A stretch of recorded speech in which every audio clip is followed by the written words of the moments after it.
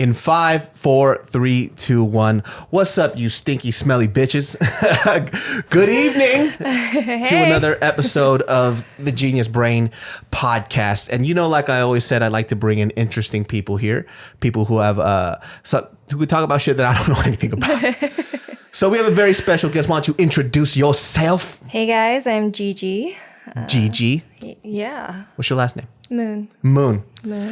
First off, yeah. What are you? I'm half Korean and Greek Italian. My dad's half Greek, half Italian. How did that happen? I don't know. You didn't even ask? Just like crazy. So my mom grew up in San Diego. My family moved from Korea to LA actually when my mom was like 2. And then they moved from LA to San Diego. And well, your mom came here when she was 2 years old? Yeah. Super young. Yeah. Wait, so her English is on point then? Oh, yeah. I mean, she even says that her Korean is like kindergarten status. That's why she never taught me. I'm just like, Mom, why? Oh, really? But, yeah.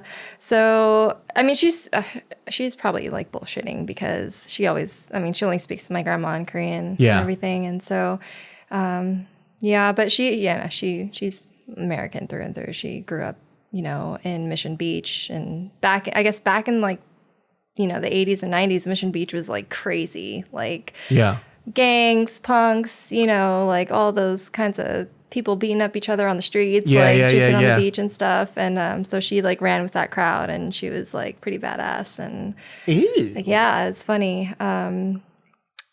She, I guess, just met my dad, just partying. That's so interesting because like every time I hear about an immigrant story, I always hear about the parents who came later on in their life. I rarely meet like Korean American immigrants that come at that young of an age. Yeah. So I always wonder, because that's not when a huge migration of Koreans came. It came like literally around, I say like late 80s or early 80s, maybe like in the late 70s. I think that's when a lot of like Korean migrants came in. Right. So I wonder what the reason was for your mom to come here. Yeah, I'm not sure. She had a brother and sister. I guess it was just, my grandma, all her sisters, and brothers, like, I guess, I don't know, the whole family just kind of came down here. Really? Yeah, I never really asked why. You should ask, I should. I think, I will. I never thought about it like that. Because I feel like for me, like growing up, like I've always, I never really found it really important to ask these type of things to my parents until I got a little older, right? Yeah. So just because like when these conversations come up, I never realized like how important like origin and root is to who you are as a person. So growing up too, I never thought that, number one, I would ever be with a Korean girl. Like being with a Korean girl is something that just slipped every Korean parent's dream. Yeah. Well, it's like the neighborhood that I grew up in was predominantly Black, Mexican, or Vietnamese, right? So just me being around Korean people only happened when I was at home or when I went to church. And I just wasn't attracted to Korean girls. Like it just wasn't my shit. Like I just didn't know enough. And the only thing I thought about Korean girls was what my mom was. And I was like, oh, they're going to be fucking annoying in my life. So throw shit all the time. Just going to start throwing rice cookers and shit, just beating their kids 24/7. So I just never kind of looked into a part of who I was, right? So it's kind of interesting how I think that, I don't know, I have very Korean tendencies, and I never thought that I would be someone who was very Korean. Right. So even when Mariel first met me, she assumed that I wouldn't know how to speak Korean. And she also assumed that I wouldn't know how to read or write Korean. Because typically a lot of people my age don't know. Yeah. They can like casually speak Korean here. And mind you, my Korean's not amazing, but I could speak to somebody's parents. If I go to Korea, I can get around. Like I probably have the fluency level of like an 8-year-old. Man, right? when I go to Korea, they look at me like I'm stupid. It's like, what the fuck is wrong with you? Why don't you speak Korean? You look very, very Asian though. I do. So you know what? It's funny. I, just like you, like when I was growing up, I didn't really I was not in touch at all with my, Korean heritage. I was just like, yeah, I'm Korean, like whatever. I almost like didn't want to be, too Asian. Yeah. It wasn't for any reason. I just was like, I just didn't associate with it too much, And it actually wasn't until I booked that Big Bang job, the music video that I did. You were in a Big Bang video? Yeah. So It was totally random. I was like in Hawaii, you know, just with my family, and I got a Facebook message, like, and it was a message request. Like I had to go and like just see like if I had any requests, and I didn't even have like a following or anything, I think, at that point. And I got a message from a random guy who, you know, was American and said, hey, we're interested in having you in a Big Bang music video. And at the time I was like, I didn't really know who Big Bang was. I only knew who of them because my cousins, you know, my Korean cousins were like super into K-pop and all that. And I heard them talk about it once in a while. And I was like, yeah, sure. Like it seems a little bit sketch because you're messaging me on Facebook, you know, totally random. And I had my manager at the time contact him and it was legit. They were like, yeah, they're filming their video for Loser in LA. And what happened was the director had found my photo somewhere online and told the casting people, like, find a girl that looks like her. That's who I want, like, in the lead. Yeah. And they were like, well, why don't we just find her? You know? Yeah. So they messaged me and it was like instant. Like I was like, sure. You know, they switched my roles around a little bit. And, you know, finally I went in, did the fitting and just shot it. Like seems like a blur now because like I didn't know how big they were when I did the video. I was like, yeah, like I was just totally like nonchalant about it, you know, like whatever. And then, you know, I went to the set on the day of shooting and they made me up. It was my turn. I shot with t.o.p. And you know, afterwards I was just like, okay, this was cool, you know. Yeah, you didn't really think much of it. So I didn't know who like any of them were. I didn't know who t.o.p. was. I didn't know like, you know, any of the guys. And, you know, I was sitting there watching some of them film their parts while I was waiting for, you know, our scene to go up. And the first time I went to the bathroom to like check myself in the mirror. And then as soon as I walked out of the bathroom, t.o.p. walked right by me and he looked at me and he was wearing like bright, like neon pink contacts. And I'm just like, who the fuck? Yeah. Who the fuck is this guy? Like, what a weirdo. Yeah. And then, you know, I'm like, oh, okay, that's the guy I'm shooting with. And we did the shot and it was like, great and fun, whatever. And then I went home and then, you know, I just was like, I'm just gonna listen to their music. Like, why not, you know, on the drive home. And I was like, holy shit, this is fucking good, you know? Yeah. And then I started like kind of researching more, watching more videos. And I'm like, my mind was being blown. And I'm like, oh my God, you know, like I was like with them. I was in the same room as them. I was like fucking kissing t.o.p. At the time, I'm just like this, like, you know, totally didn't even think about it. And so I was like starstruck after the fact. You know, was that a big catalyst for you? Did that open up a lot of doors for you after that? Yes and no. I got a lot of hate.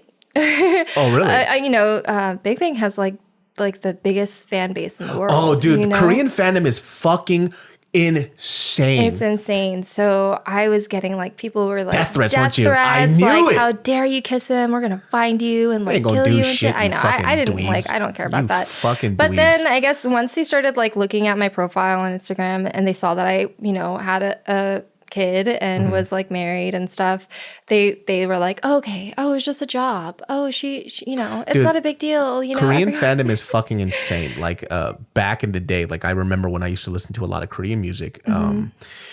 Certain celebrities had to date on the low because if they found out their favorite male or even female celebrity was dating somebody, they would get death threats like, we'll fucking find you and kill you, as if they want you. You fucking losers. Exactly. How about that? Who the fuck do you think you are? It's crazy. They're kind of like, I'm generalizing. I'm only talking about this very weird subsect, right? Because a lot of people like Korean music. I got like so much love too. Like I got a huge fan base from that. Like people, you know, saw me and they, you know, thought I was like pretty and stuff, and then they followed my page and they liked what I was about, and so like I got tons of followers on Instagram. Because I gotta wonder, like I just want to talk to some of these dudes, and obviously they're not in the right mind state, and there's like a small percentage of them. It's just like, so what was gonna happen when you meet them? They were gonna fall in love with you? Like who are you? You fucking sack of shit. It's just like it's weird. Like I guess when girls especially get into that like fantasy area, you know, they become so obsessed, and so like they have like a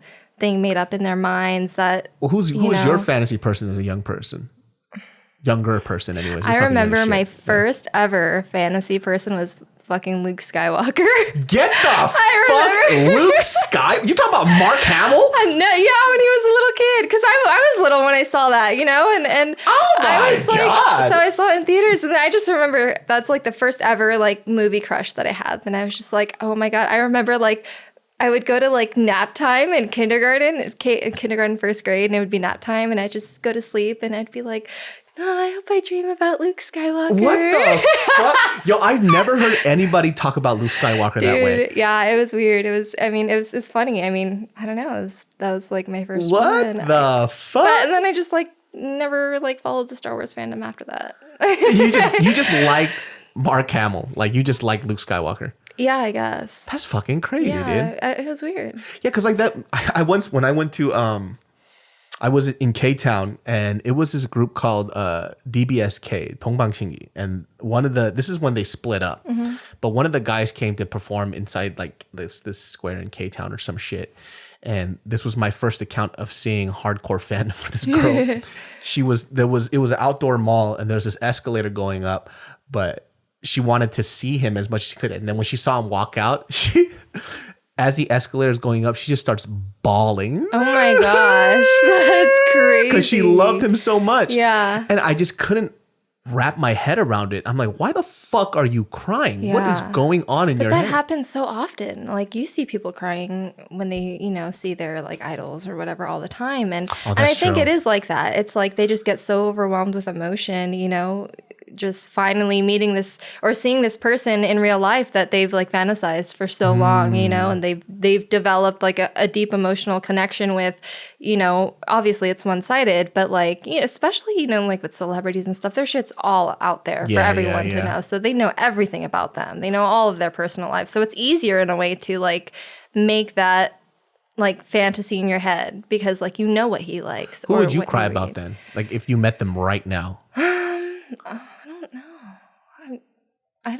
You know what? I'm like really not into like, I don't follow like celebrities. I don't.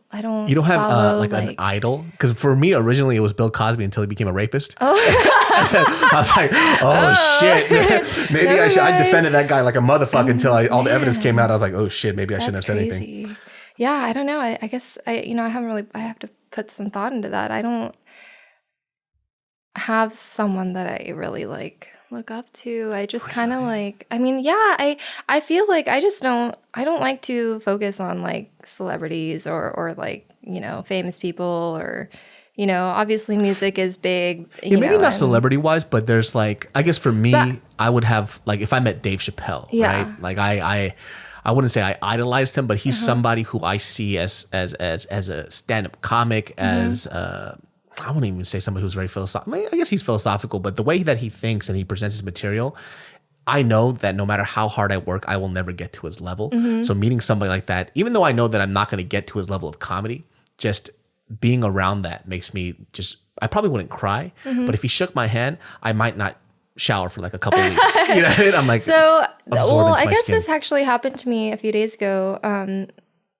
Not a few days ago. Oh my God, like a few months ago. I was actually talking about this with my girlfriend Kimmy, and we were driving up to LA. She was visiting me from Canada, and we were driving up to LA, and we were talking about like how it must be weird for celebrities and musicians, like anyone of status, to meet their fans when their fans get all crazy, and like especially those that cry, freak out. And I was like, man, like I don't have it in me to do that if I saw someone famous or someone that like I know. And that I like what they do or whatever, it wouldn't like faze me to like freak out or even like bother them or go up to them or anything. It's just kind of like my personality, who I am. Yeah, for sure. I don't know if I would come up and approach them just because I want to give them their personal space. Yeah, but but like I get what you're saying. Like, still, would you feel like, oh my God, like emotional or whatever? Yeah, if I saw Dave Chappelle, dude, I definitely would try to have him spit on me or something. Yeah. Like just spit in my face so I know what it feels like. Just maybe I'll absorb a little bit of your so fucking funny. Talent, dude. Yeah. I don't know. I just don't go like I guess because I have a son now, especially, I really just try to like focus on myself and like myself and him and growing as a mother and like trying to be the best that I can be for him in general. So I don't really like pay attention to anything. I don't even like to use my social media as much anymore because, you know, it's just constantly like taking my attention away from him and like bringing my attention to like, oh, I want to do what she's doing, or like, why can't I do that? Or like, kind of, you know? And so I took a break from Instagram for a while actually. And like, it was amazing. Like I like barely go on now. I post, but I don't scroll and stuff. Yeah. I mean, here's the interesting thing about that, right? So for you in your profession, because you're a model, right? Yeah. We have this weird connection with social media, and the reason why I say that is because like I just had a conversation with my manager about how I am as a person, right? Number one, when I started doing YouTube and social media stuff, the reason why I did it was just for one reason. It was fun. Yeah. I'm a very odd type of person where for some reason I just need to enjoy everything that I fucking do. And it's kind of dumb when you think about it, because no matter what you do, you're never going to fulfill everything that you need in one task, right? So a lot of the times when people, they look at career choices, they go, well, with this career, I want to have fun. I want to make a shit ton of money. I want it to fulfill my soul, my spirit, everything. It's very uncommon that happens with one singular thing in your life, right? So there's a lot of pieces to this puzzle that fills in, that makes the whole of who you are, and kind of fulfills these needs. So a lot of the times with me, when I would look at these career things, like for example, like YouTube, I kept on looking towards YouTube and these Instagram things that I started for fun to fulfill everything that I needed, right? But the fact of the matter is the platform has changed. And YouTube, Instagram, Twitter, all this other stuff, it stopped becoming more for fun, and it started becoming more for notoriety and a business tool, right? Yeah. So in your case, I think that's like the hard part, is like where we learn how to separate what these things are used for. Like for example, like Instagram for me, it used to just be a way for me to connect with my friends, my personal friends, right? Totally. So I would never really think about, you know, what I'm really posting. But now I have to realize that Instagram is not a way for me to connect with my friends. It's a way for me to connect with my fan base. Right. Like people want to see your jokes. People want to see a little bit into your life, and that's completely okay. I think the hard part is when people like us, we put too much thought and time into something not knowing what it's for. Right. So for example, for you, it's like, well, you know, I want to spend time with my kid. Well, you know, on the Instagram part of it, if you just look at Instagram as a way to connect with the people who support you, then it becomes less of a stressful thing, right? Oh, yeah. And we stop taking things too personally, right? Because that's where that weird part happens, where we're all human. Yeah. You know, we see this thing as supposed to be a tool and a way for us to connect with people who support us, but at the same time, you see this one little comment. Yeah. Yeah. Yeah. I mean, for me, comments like I mean, even just being in the fashion industry in general, like you have to have thick skin, and you know, I was bullied in school, all throughout school, and you're a giant. For what? You just kicked him in the fucking face. You're like 7 feet tall. What the fuck? Dude, I know. No, I was always just a very like nice person, you know, and I, you know, through that, like obviously, you know, it hurt a lot, and I was really upset a lot. There's so many times I sat in the bathroom by myself, like stereotypically eating lunch in the bathroom stall by myself, because I didn't want to like be seen by like, you know, everyone. Like what's an example of somebody bullying you? Just like spreading rumors, you know, talking shit, like girls always, it was always girls. Hello, everybody. This podcast is brought to you by Skillshare. Oh, yes, Skillshare. I'm talking about a digital library full of teachings, teachers, and on top of that, my friends, most importantly, knowledge that you need and want. My friends, Skillshare is an online learning community with thousands of amazing classes covering dozens of creative and entrepreneurial skills. You can take classes in everything from photography and creative writing to design, productivity, and more. So whether you're returning to a long-time passion project, challenging yourself to get outside your comfort zone, or simply exploring something new, Skillshare has classes for you. For me, I love photography, and for obviously as well, I do video editing, and Skillshare basically has all those classes that I can look back on. And if I need to find out something about the program, for example, with like Adobe Premiere, I always go to Skillshare. Skillshare has great teachers and great lessons. And the great thing about that is, and the reason why I like products like this is because everybody learns at a different pace. So when I was in college, I guess you could say this, there was a lot of stuff that I didn't care for that I was learning. But the great thing about Skillshare, you're learning the stuff that you want to learn. and you're doing it at your own pace, and you have this library of information that you could just tap from whenever you want. Lifelong learning is something that you're going to continue for the rest of your life. You'd be surprised. Like for me, I thought that, number one, I didn't like school growing up, but it doesn't mean that I don't like learning. And lifelong learning is something that's very important, and Skillshare can really help you out with that. So join the millions of students already learning on Skillshare today with a special offer just for my listeners. Get 2 months of Skillshare for free. That's right. Skillshare is offering GeniusBrain listeners 2 months of unlimited access to thousands of classes for free. To sign up, go to Skillshare.com/brain. Again, go to Skillshare.com/brain to start your 2 months now. That's Skillshare.com/brain. You know, I hear a lot about girls being catty when they're young. It's crazy. It's ridiculous, but you know, it is what it is. It's part of growing up, I guess. And you know, I had a hard time, you know, fitting in with a lot of people because I was never like the cheerleader type. I was never like, you know, sporty. I just didn't have like a niche that fit with like anyone else. I was just kind of like, I had, you know, my few good friends, and that's all that, you know, I really wanted. I didn't care for the bigger thing, but I mean, like, not to sound like full of myself or anything, but you know, a lot of the boys thought I was cute, and a lot of the girls didn't like that, you know, and so they would just, you know, attack me that way, like, you know, spreading lies like, oh, she's like a slut or whatever, you know, like girls are so dumb. Yeah. Let me tell you something, girls. When you spread a rumor that a girl's a slut, it just makes them more popular. Yeah. That's true. It doesn't make the guys want to go away from them. They're like, you know what she did? She fucking sucked this guy's dick. I'm like, okay, well, let me see her again because I need to hang out with her a lot more often. Yeah, I know, you know, things like that. But so I grew thick skin over that, you know, growing up that way. And it helped me out in the modeling world because, you know, I'm more curvy than most Asians, especially, but models in general. Like I was always in that area where I was too skinny to be plus size or too big to be like what do they fucking call it? I don't know. Fashion model size. I never understood that weird world, right? Just because, number one, like I've always been a guy who just never gave a fuck about how I looked. I just like, because I was a comic. Yeah. So like the goofier you look, the better it was. Yeah. And almost if you dressed up and did the stuff to the nines, it was a detriment to your comedy, right? So like whenever I would see, just as somebody who just doesn't know shit about, you know, that supermodel fashion world, when I see like girls on the runway, I'm like, damn, that bitch is fucking skinny as shit. Yeah. It was like, well, it is. I mean, times are changing, of course. Like, you know, everything that it was is like old school, like way old school. Yeah. The modeling industry didn't change for like years, you know, and now, you know, people are changing. They're adding like straight sizes into their, you know, rosters and being more lenient on sizes. So, but, you know, trying to get my foot in, it was always like, oh, we're not looking for your look right now, which meant like Asians just weren't in. There wouldn't be work for me, especially like half Asians, because I didn't even have like the striking Asian features that would work at the time.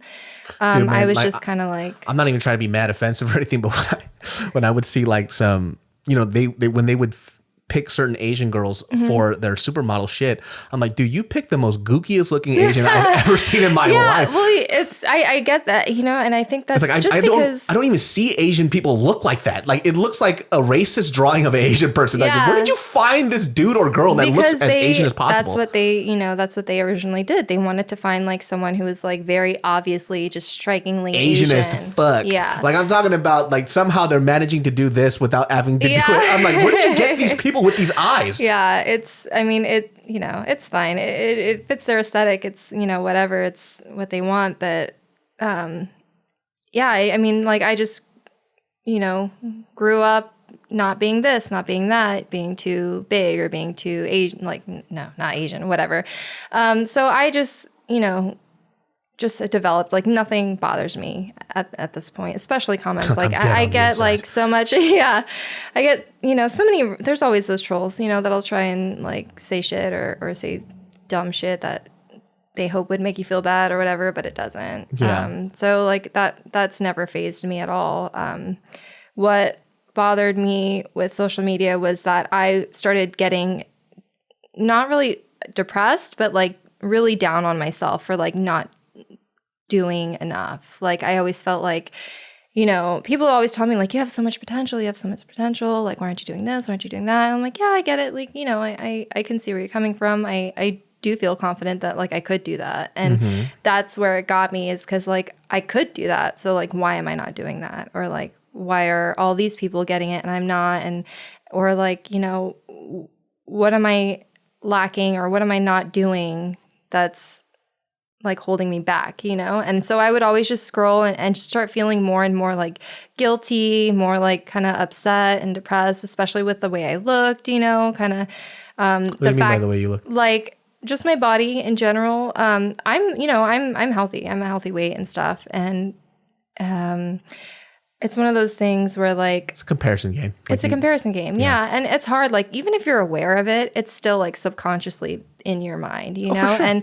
And the majority of people on social media aren't aware of it. And so, you know, I could see how bad it was, especially for me, you know, especially after having a kid, you know, getting fucking stretch marks on my stomach, like that, you know.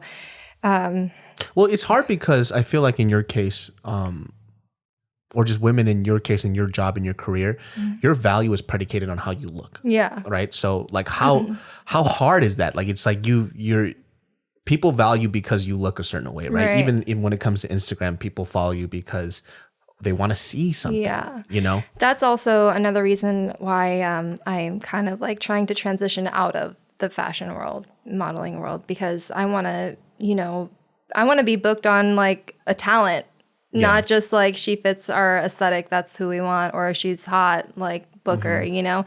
Because for so long, like, you know, a couple years ago, I was just so obsessed on my measurements, my weight, my skin. Like, I get like there's a point where you have to like care for yourself, but like to the point where I was like like measuring myself every morning, like it was just like so unhealthy, you know. I cannot do that. Yeah, I mean, and it's just and like even if like I wake up one morning and like there's like a couple like centimeter difference, I would be like stressed as fuck, you know.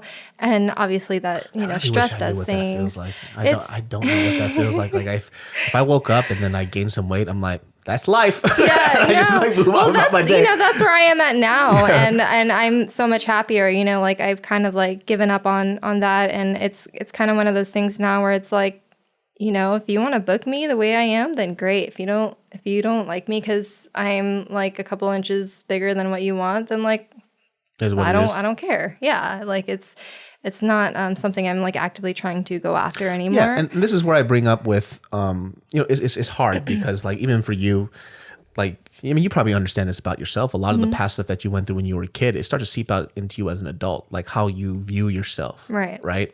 Having to deal with this whole thought of, okay, well, because I looked a certain way, I got bullied. So because now I don't look this way, I can't book gigs. So everything has to do with based on how you look rather than who you are as a person, right? Yeah, totally. And that's the hard part with your job, right? Because nobody's really, I think like from what I hear, modeling is one of those things too. If they don't really have rapport with you, it's one of those things where who you are doesn't matter. It's more like, we just want you to look a certain way and do that walk, and then I'll get what you want from me. I'll get the fuck out, right? Yeah. And so I think when people start to come of age, they just get tired of that shit, right? Oh yeah, totally. Because as you get older, things change a lot. And the fact that your career, your lifeline is based on something that you can't control, it's a very hard thing to fucking deal with. Yeah, totally. You know. That's why I see a lot of girls too. Like a lot of my personal friends, I wouldn't say they're not that close to me, but I follow them on Instagram now. We met a few times, but every time I see them, their fucking lips get bigger. Yeah. They have an injection here. They have this and that, which listen, I understand the argument behind it, right? It's, it's my face, my body. I'll do it 100%. Right. I'm just saying for me, as somebody who's known you, you look like a fucking Picasso painting. Like, I don't know what the fuck is going. Every time I say, who the fuck are you? Like, I'm shocked. And then it looks great. It looks good. And, people gas it up. And if you think you look fine and you look great, that's cool. But I'm also allowed to be freaked out by you when I see that your face looks like it's been stung by 1,000 bees. I've been guilty, of wanting to, get lip injections or whatever. Like, but so like when I started thinking about that, that's where I caught myself. I was like, you know, that's at that point I was just like heavily into social media, like every day looking at the girls. Just like I need to with your perception of who you are. You're like, okay, so if in order to book jobs, I need to do this. I need to like get lip injections. I need to like make my face more like, you know, And so like when I started thinking about that, I started like I kind of like caught myself and I was like no, you know, like but that's why everyone's doing it also, because they have the same you know thing, and they have to compete with these other girls, you know. It's like a vicious cycle, and it sucks too, because like some of these people that I know, like they get lip injections, and I was like, you had big lips already, like what the fuck were you doing? Like you look crazy right now. You look fucking insane. Like you look like a maniac, you know. But they're on social media. Their value of themselves is based on how they look, because of sometimes a lot of the times because how other people value them. Right. So people just don't understand. Like even my mom, like if I remember one time she said, oh, like, she goes, I want to get rid of some of this and that. And I literally told her straight up, I was like, if you do that shit, I won't talk to you. And she goes, why? I was like, because you're I don't know how important it is to her, right? And she's not. She's very whatever. She's like that Korean lady that wears the visors, the fucking the thick ass fucking leather shoes, and the the puff jackets. That's the mom that I know. That's the mom that I love. That's the mom that I think is beautiful to the nines, right? And so like for her, when I told her, I was like, well, think about it. I guess if you're asking my opinion about it, and when I told her was like, I growing to love the face that you have, like this is my mom, and you want to change things about yourself that you already know it's going to change constantly. It's going to change, like it's going to happen. And I don't want her to feel like you are always trying to grab time. Time doesn't give a fuck about you, right? Exactly. It's going to ravage you either way. You just have to understand that you're going to love yourself, and your career has nothing to do with your looks. Right. Like you have a loving husband, you have kids who love you. Don't worry about that shit. She's like, you're right. Like I don't need that stuff. And, she has a little fucking Ajima Pama and shit. Super fucking cute. But it's weird because I've seen this trend now constantly online where it's not. It used to be this thing of self-love, right? And so self-love was basically encapsulated in this concept of love the stuff that you hate about yourself because somebody out there loves it, and you should be the first one to love it. Now that concept of self-love is slowly changing into, well, you should be able to change whatever you want with yourself if you have the money because it's your body. Right. I'm like, yo, when the fuck did this change happen? Yeah. It's such an odd concept for me, and I don't know why it bothers me so much. And that's the thing that I actually was thinking about yesterday while I was taking a shit. I was like, why does it bother me when I see somebody change something about their body? And I can't really wrap my head around it. I don't know why it's none of my fucking business. I think I kind of get where you're coming from, but I feel like it's because that they did that because at some point in their life they felt just not good enough, right? Yeah. Like and something made them feel that way, and maybe that's what angers you. Like it frustrates me at that point too, where like I've known people that have done that, to their bodies, and I mean, like I said, you do what you want to do. If it makes you more confident, then great. Like I'm not here to like shame anyone for doing anything, but like, that there was a point where they thought to themselves like, this isn't pretty. Yeah. Like, and it's from what they've seen, on social media or whatever. And they felt like they were not, sufficient enough. Sometimes for me, it feels like they're putting money into, like this bank that has a hole on it at the bottom, like this jar that's just a hole in them. Like they keep throwing money into it, right? And it's not. There's no end game to this. Like you're not going to beat time. Yeah. Like you're not going to, and you think that by the time that you get older, you're like, well, I just wanted to keep, the way I looked as long as possible. Well, eventually, that's going to run out, and when it runs out, I have yet to see the person that when it ran out, they were completely okay with how they looked as they were old. Yeah. And it just, if I saw that norm, maybe I'd be able to understand it. Right. But what I always seen was the opposite. Is like they try to keep holding on to this random youth or whatever they think is beautiful, or whatever society or social media tells you that you're beautiful. And you try to mold yourself into that constantly. And eventually you just give up and you're just sad. Yeah. You're get sad. that. And it sucks. Right. So it's like, well, what is self-love then, right? Like that's the part too. Like, are we really just transforming this definition of self-love to fit what we want now? Right? And I get scared because like, let's say if I have a daughter and I see her doing that type of shit, that shit would fucking tear me apart. Like I don't want her to think that she has to look a certain way for her to feel good about herself. Yeah. And that's the hard part, Yeah, totally. My little sister, she's 12. She's modeling too. Oh shit. she's always had it in her. Like even when she was a toddler, she'd just pose and like walk, stir her stuff. She just loves it. And she's doing really well. She's like with LA Models. She books Nike every weekend. She's like working more than me, Yeah. And there's been times where I've seen her like look at the other Asian girls that are like on her status that are booking jobs, and they look different. Some of them are half Asian. She's half Korean, half Vietnamese. So she has a very striking Asian look. She's very beautiful. Yeah. But there's times where I can see it like in her. She won't say it. She's very like stubborn, very prideful. She's like crazy person. But I can just see it in her, like I can see it in her face when she's looking on Instagram or whatever, or like when she hears that so-and-so booked the job, or so-and-so is getting popular in Korea, or, all this stuff. And I just like constantly have to be there to remind her, like, that's not who you are. Like you have something unique. That's, that's you don't feel bad about it. You shouldn't be like everyone else. That's why you're booking jobs, because you're unique in your person. You don't want to look like everyone else, And so it's like a, kind of like a full-time job for me as a big sister to keep reminding her, my mom does too. My mom was also a model when she, was our age. Damn, that shit running the family, huh? God damn. My cousin's models. Yeah, they're all, it's pretty awesome. But, luckily, she has 2 people on her side who are familiar with the industry, and like we can like save her from a lot of that, like, self-loathing and kind of. So how did you deal with that part when you kind of were going through this whole phase where you wanted to get injections? You were just constantly judging yourself. Well, luckily that was, probably like within the last year. So I was old enough to kind of be like, wait a minute, like what the fuck am I thinking? I just realized, like, I don't know. It's a battle. It's like there was nothing really that, I didn't like stop and say like you're perfect the way you are kind of thing. It was one of those things where I just had to like learn to accept it. Like I still look in the mirror, like, and I still see things that I'm just like, well, what's some stuff that you hate about yourself then? It sounds ridiculous. I mean, there's nothing that I hate about myself. Yeah, but like, stuff that you pick on. Things that I pick on, like it's like the shape of my face. Like I have. Bitch, what the fuck are you talking about? That's what I'm saying. It's crazy. It goes that deep though. Like it's What's wrong with it's the shape of your face? No, like. I don't even want to talk about it. Well, the reason why is because like I'm just gonna bring up a poignant point, but I just want to know what don't you like about the shape of your face? This is my good side, right? The right side of my face is my good side, and the left side of my face, like, it's also pretty, but like it's not as good as my good side. And so it's different.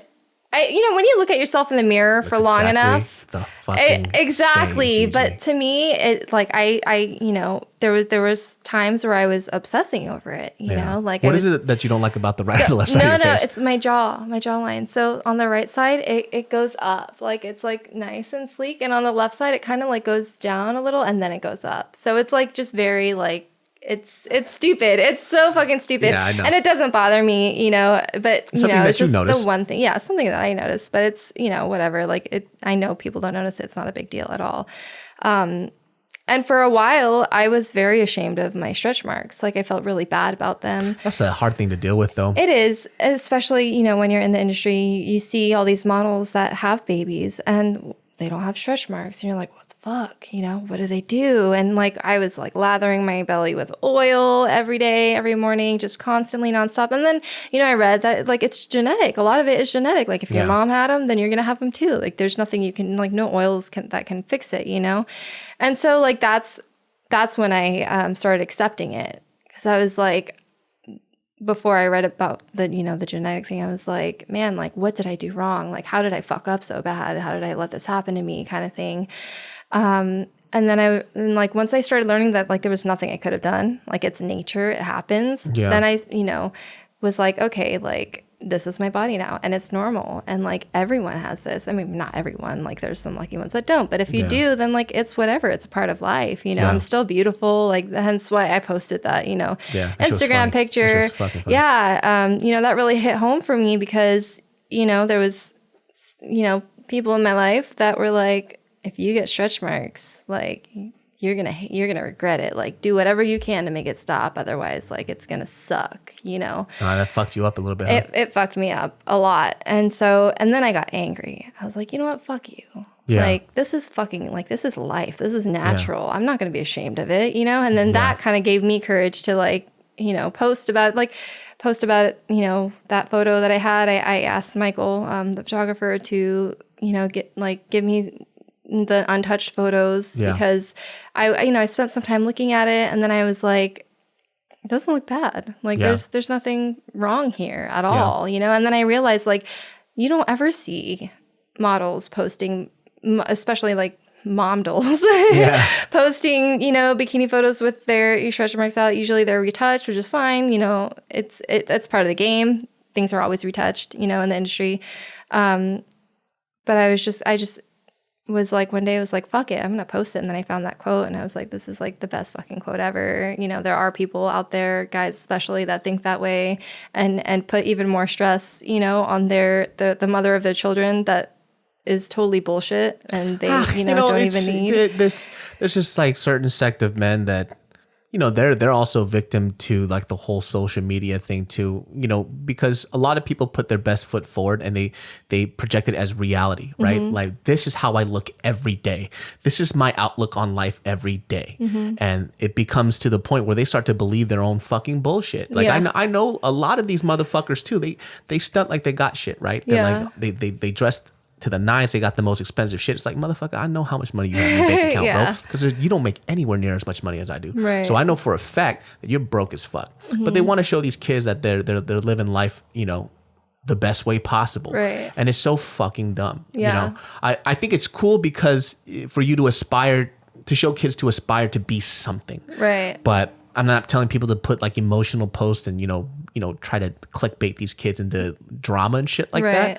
But kids should be smarter enough, or they should be a certain amount of information for people to know, like, yo, this isn't real. This is some shit for you to look at because it looks nice. But people got stretch marks, and some of the funniest fucking guys are like the most sloppiest, dirtiest looking dudes. And they see a woman, they walk by, they're like, yo, you know what I would fucking do with that? Absolutely nothing, you fucking sludge monster. Yeah. Nobody would touch you, you disgusting son of a bitch. Mm-hmm. Like that even thought that crosses your mind is odd to me, because you would literally not know what to do with it. Because that was funny too, because like I was chilling with my friend, and there was a girl, she had like a huge fat ass, right? And I was like, I asked him my whole life. He said, what would you do with that? I looked at him, I was like, I have no idea, dude. Like, I wouldn't know she would drown me in that ass and I would die. Like, I got no idea. I have no idea what I would do with that, just to be honest with you.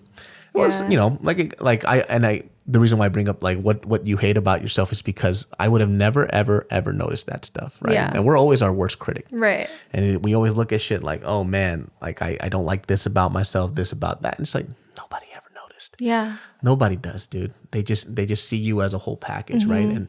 And if in fact you want people to judge you for stuff outside of your looks, then it also has to be reflected in how you behave and how you treat yourself too, right? Yeah, totally. So it's like you can't expect somebody else to look past your looks when the thing that you think about the most is your looks and how you appear all the fucking time. So we're also a reflection of how we treat ourselves. Yeah. I always tell these kids too, it's like, yo, man, they go, well, like I make this joke constantly, and it's a joke because it's real. I had no fucking idea I was fat. Like people would tell me I was fat, but then I had like this odd concept of who I was as a person. Right. Like, you're fat. I was like, I'm not fat, dude. Yeah. Chris Farley is fat. I'm not fat, dude. I'm fit. Like, I could play basketball. You know, that's what I would think. And then it just took Mariel one day to look at me and be like, bro, you're fat. And I'm like, dude, what? You're a bitch. Like, what do you mean I'm fat? You know, she goes, not in like, you know, you're not.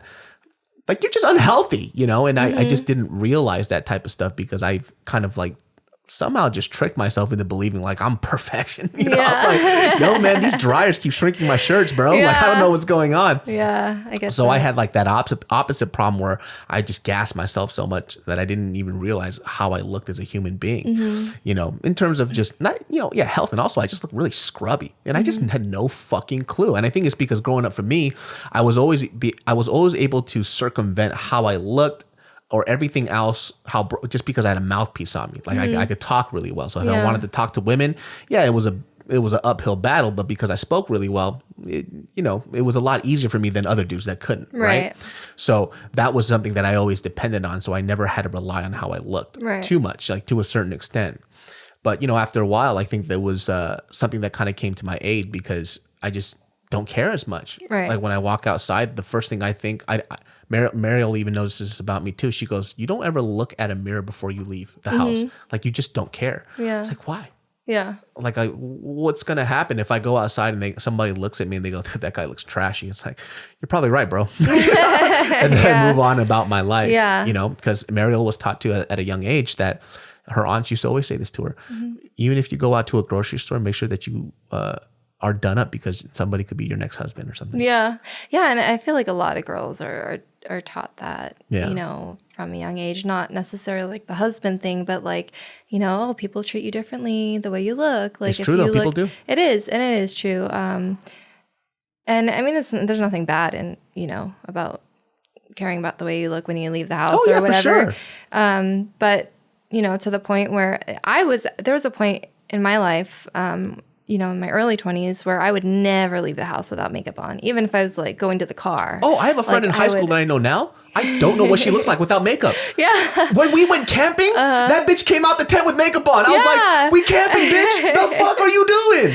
Yeah. I mean, it's just a thing. Like, you become so insecure without your makeup on. And when you wear makeup that often, even more like when you're just constantly wearing makeup and like, you have the way you like to look. Yeah. When you take it all off at the end of the day, it's a huge difference. Oh, like, for sure. You're like, holy shit. Like, I would never leave the house without makeup because you're not used to it because you're always looking at yourself with makeup on.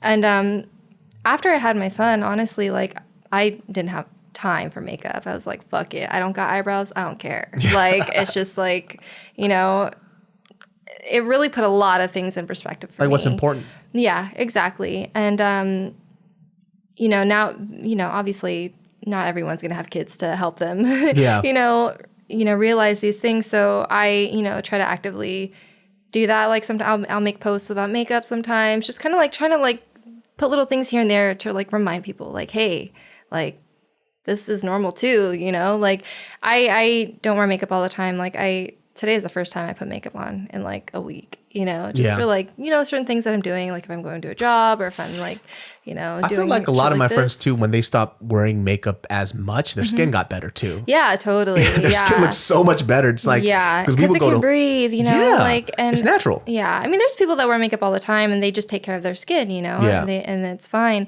But I also noticed that like when I stopped wearing makeup as much, I learned to love my natural face. Like my eyebrows are very light. I always have to draw them in when I do my makeup. But when I go for a week without wearing makeup, it's normal to me. And I'm like, oh, like my eyebrows aren't bad. Like, you can still see them even if I'm not wearing makeup. You get like mind fucked. Yeah, totally. And I think, I see a lot of people on Instagram, models especially, doing like the whole no makeup challenge, like, posting It's funny every that's day. a fucking challenge I know, it is. It's like, but how like is that a in challenge? today's society, it is. Like for a lot of girls especially, it is a challenge to walk outside. I've been seeing some of these like 12-year-old girls, like 10-year-old girls just make up and dressed up to the nines. I'm like, bitch, where the fuck are you going? You can barely read. Yeah, that to me, so like I'll see that on kids don't look like media. kids no more, and it scares me. Yeah, it's like, man, when I was 12, I don't even know what the fuck I was wearing, like Skechers and like fuck yeah, dude, like gym clothes and shit. I don't know, like yo, man, it's like crazy. And I see it too. Like I see some of my friends, like they got kids, and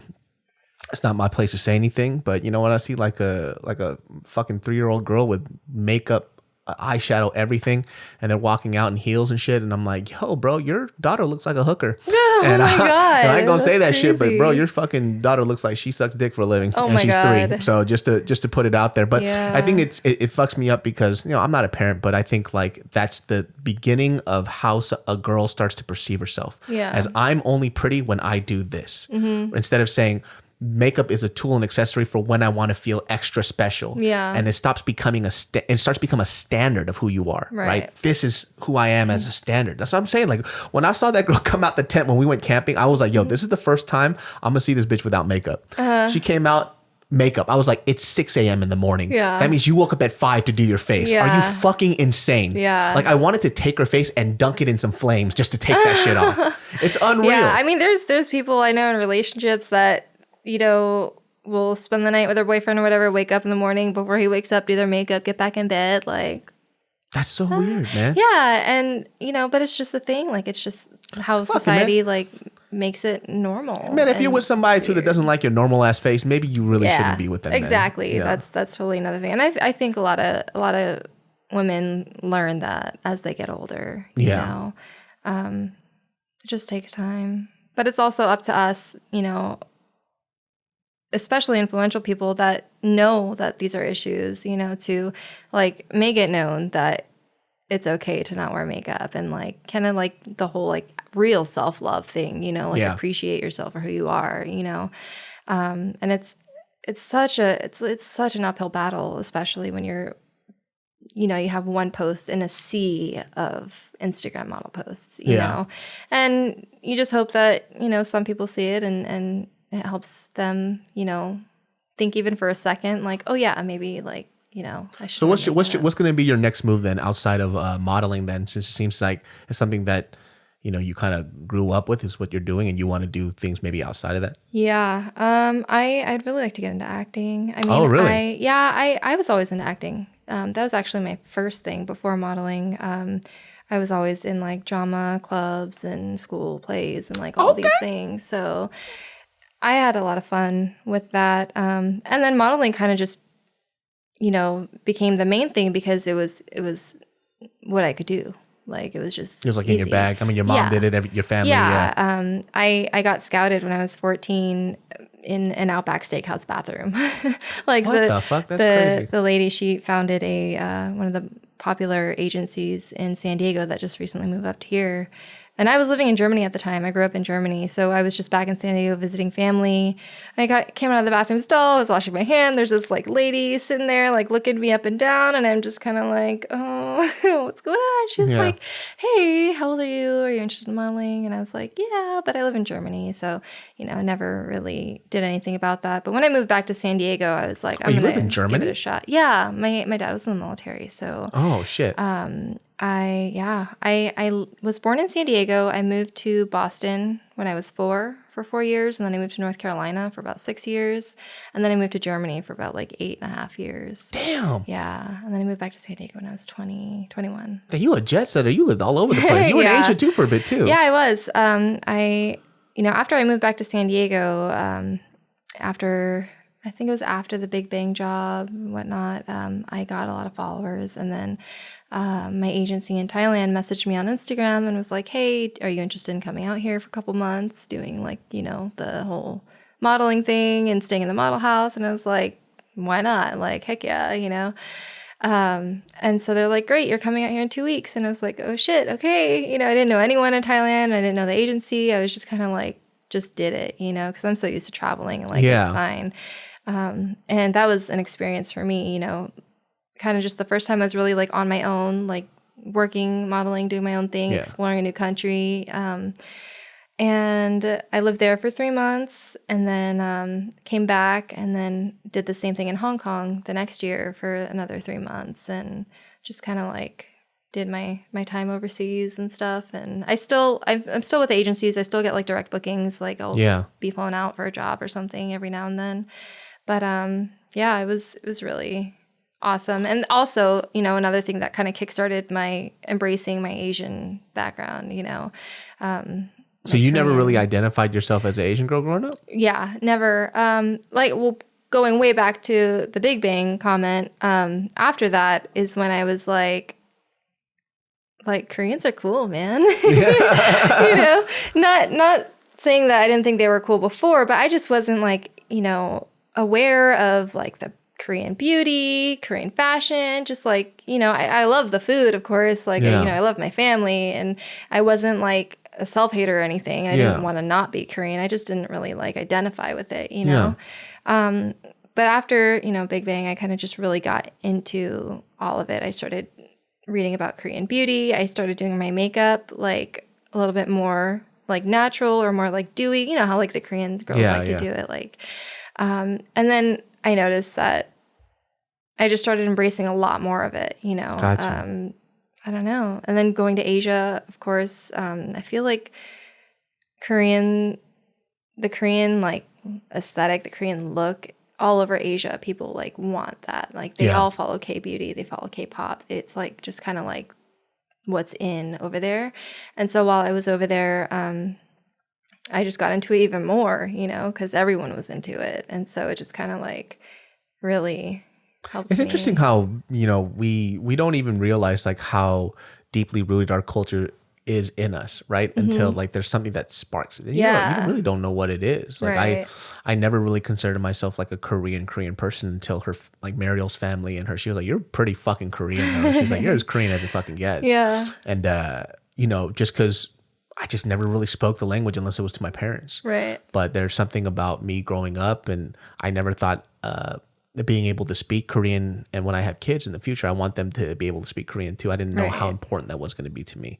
Just because I feel like people, when they come to the States or when they live here, they think that you're blending in is how you become an American. And I think the opposite is true. It's where you kind of embrace your culture, and that's what allows you to be American. That's like what I like about this country so much, you know? It's kind of insane. Yeah, I you know, there's a point where I still try to learn Korean. I mean, my husband talks to me. She only talks to me in Korean, and all throughout my life, I never understood a fucking word she said. And I'm just like, like, you know, I would pick up on little things, like, you know, when she's trying to feed me or telling me to do things, I would do it, and I wouldn't realize that I understood what she said. And if she said it again, I probably wouldn't understand it. But like, it's one of those things, you know.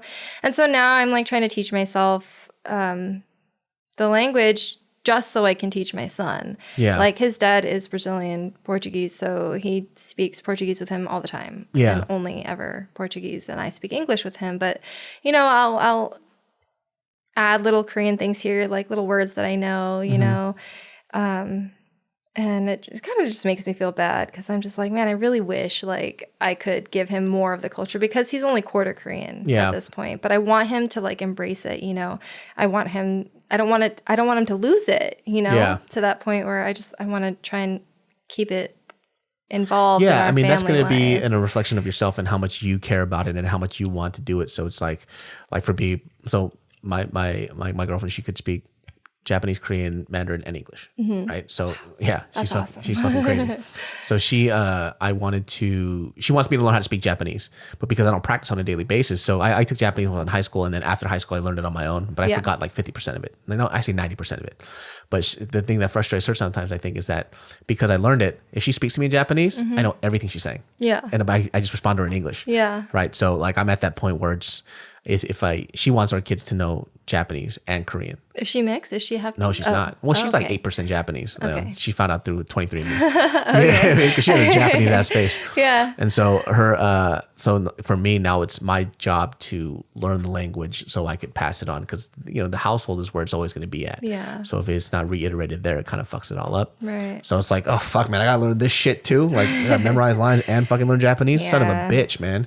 It's so hard. Yeah, but I think like growing up myself, I really wish that I spoke Korean too. Like I feel like it would have just opened my opportunities like by so much more, you know, than now. I mean, even when I go to Korea for a job or something, everyone always tells me like, if you spoke Korean, like game over. Yeah, like, you know, learn it. And I'm like, I do learn it, but it's fucking hard. Like, you know, I don't know. Like I try to implement it into my daily life, but like there's no one I speak Korean to unless I go to like freaking Zion Market or something, or like talk to my husband all the time. But that's it, you know. Like you just gotta move to LA. Everybody's Korean here. I know. Everybody's Korean here. You pick that shit up fast, man. Just come over here. You just talk to me and Mariel in Korean all day, and then you'll just write notes all day.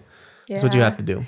Yeah, but definitely teaching your kids multiple languages is so worth it. For sure. So worth it. I even like when I was still with, you know, my ex, I was learning Portuguese because I was like, I want to be able to talk to my son, you know, when he grows up learning Portuguese and I don't know shit. So in case he curses at you in Portuguese, like you little son of a bitch. Yeah. Things like that. So cool. Well, that's basically it for the podcast. Hour in, and that's really it. Yeah. Thank you for coming through. Thanks for having me. This is my first podcast ever. Oh, really? You never done a podcast before? No. That was fun. It's just all chit chat and talking, dude. People get to know you as a person. It's kind of like Twitch too, except I'm talking to like someone in person. Oh, so where can they find you? You can find me at YG Moon, twitch.tv/YG Moon.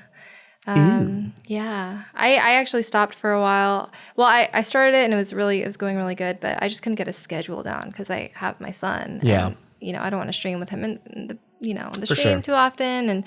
And so I don't think I've streamed in like almost like a month and a half or 2 months, but I still, my streams actually blew up in Korea. Oh, really? Like the last stream I did was a cooking stream and I was like making pasta or whatever, just talking and drinking wine, and someone posted it on Naver. Like they took GIFs of my stream and posted it on Naver, and then like 20 other websites in Korea posted it, and it just got like hundreds of thousands. That's what it is to be a pretty person, dude. I'll tell you that. If I did a cooking stream, ain't nobody watched that shit. It's like, that's just a fat dude cooking food, man. That's all that it really is. What the fuck? That's crazy. Yeah. I wonder what it's like to be pretty, dude. Sometimes, man, like it's like it's so funny because I always clown my friend Gio about this shit, right? So we were having this like heart-to-heart conversation, and she's just like, like people were kind of talking about like stuff that they went through when they were a kid, right? And she goes, like a lot of people think it's like pretty girls get it the easiest, and I just go, oh my god, right? And she's like, just fucking call yourself pretty. She's like, I know you're gonna say that shit, fuck you, David, No. But it's so interesting though, because the world does treat pretty people way differently. And we see the good side, but there's also that bad side too, just because that jealousy factor is so fucking huge. Because they'll say some shit like on the lines of, oh, she's pretty, but I bet you she's a bitch. Yeah, you know what I mean? Totally. She's pretty, but there's funny dumb. because I always see this quote on Facebook that's like, oh, best friends, when best friends talk, I can't remember it fucking right now, but basically along the lines of like best friends now would look back and say, oh, when I first saw you I thought you were a bitch, kind of thing, and they're like, oh yeah, that's so funny, but I'm just like, no, like I was friends with someone, not like best friends or good friends, but we were becoming friends, and we were at the bar drinking one night, and she was like going off about like, yeah, when I first saw you I thought you were a bitch, like all this stuff, like I didn't want to even talk to you, and I was like, fuck you. Like you don't even know me, like what kind of person are you, and after that I was just kind of like, I don't really want to hang out with you anymore, because like I get it, but like I mean she was just going in on it, and I was just like because a lot of the things, shit, we're gonna wrap this, but I gotta say this stuff. But the weird thing. So let me just tell you the story about in college. So when I was in college, when I had a girlfriend, my first year, mind you, dweeby fat kid, whatever. But I don't know what it was about the way that I grew up. Like, I fucking like looking at pretty girls and shit, whatever. Fat ass, fat titties, whatever. Just normal ass fucking teenage kid. But something about either the way that I was raised or whether it was because the way my mom raised me, the way somebody looked didn't really, as much as other people, affect how I treated somebody, right? And it was just because I think I started to grow up and realize when I was a kid, when you're younger, you like to hang out with people based on how they make you feel or the social currency that you get from somebody, right? So I'm in this group, I become the cool guy, makes me feel good, whatever. Slowly, probably when I was like 17 or so, I just started saying, fuck that shit. I don't need that stuff anymore. I just want to be around good people. No matter if they were different, if they were dweeby, nerdy, some of them were thugs. I just wanted to be around people that had my back all the time, right?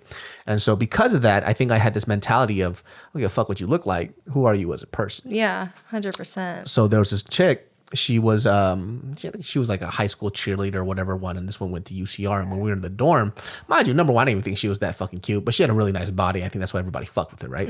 So every time she would walk into a room, guys come in, how are you doing today? You know what I mean? Like, oh, and every time she said something that wasn't even fucking funny, and at the time I had a girlfriend who I thought was the world to me, so I could give a fuck less about her. So one day we're chilling, in the dorm, we're all hanging out, and she just looks at me and she goes, why don't you like me? And I was like, what?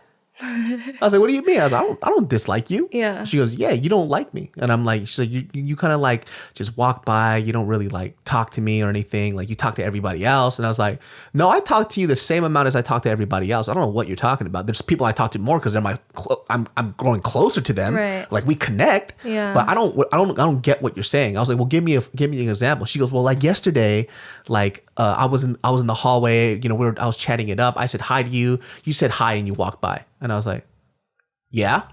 So what did I do? Yeah. Right. She goes, nothing. You just like don't really talk to me. And I'm like, oh, I know why now. It's because you're used to people giving you special attention. Right. That's why. You're used to a guy coming up to you, laughing at everything that you're saying. They just think that you're the fucking funniest shit on earth, which you're really not. Yeah. So that's the type of typical treatment that you're used to. So when I treat you like a normal person, because I could give a fuck less about you, and plus you really weren't my type. You know what I mean? You had fucking no ass. You know, at the time I liked ass at the time. You know what I mean? So you're not my shit. You know what I mean? So for her, she kind of equated me treating her like a normal person as somebody who just didn't like her at all because everybody else was trying to fuck her. Yeah. You know? Yeah. And so I was like, oh. And then, you know, for her, she's like, well, you're like the dweeby fat guy. You should be fawning over me. You know? I'm like, nah, not really. Like, lady, like you and I grew up differently. You know what I mean? I grew up around a lady with big tits and big asses. Like, that's what I like. You're a fucking flat chested little tiny girl. Like, that's not my shit. Also, you're kind of a bitch.